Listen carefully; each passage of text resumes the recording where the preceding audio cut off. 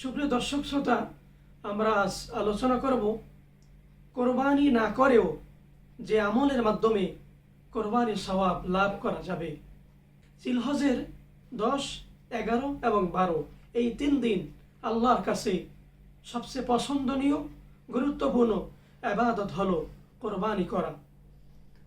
হযরত আব্দুল্লাহ ইবনে আমর ইবনে আস রাদিয়াল্লাহু তাআলা আনহু থেকে বর্ণিত, প্রিয় নবী সাল্লাল্লাহু আলাইহি ওয়াসাল্লাম ইরশাদ করেছেন, আমার জন্য আজহার দিন অর্থাৎ 10ই জিলহজ কোরবানি করার নির্দেশ দেওয়া হয়েছে, যা আল্লাহ রাব্বুল আলামিন এই উম্মতের জন্য নির্ধারণ করেছেন।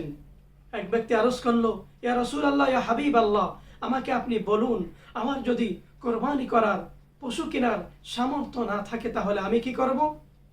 আমার পশু আছে, উট আছে বা বকরি আছে, দুধ পান করা হয়, দুধ দেওয়া হয়, অথবা তা মাল বহন করার জন্য প্রতিপালন করা হয়, এক্ষেত্রে আমি কি করব?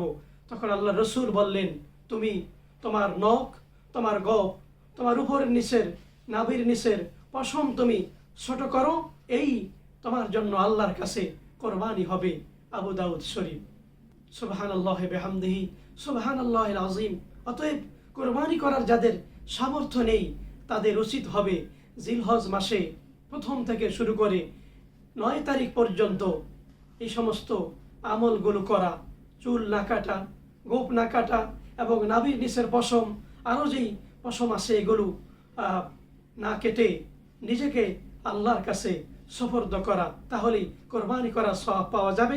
আর যারা কোরবানি করবেন তারাও যদি আমল করেন তাদেরকে আল্লাহ রাব্বুল আলামিন অসংখ্য অগণিত সওয়াব দান করবেন। তাই আসুন আমরা ইবাদতের মাধ্যমে আল্লাহর সন্তুষ্টি অর্জন করার প্রাণপণ চেষ্টা করি। আল্লাহ রাব্বুল আলামিন সকলকে সেই তৌফিক দান করুন। আমিন ইয়া রাব্বাল আলামিন।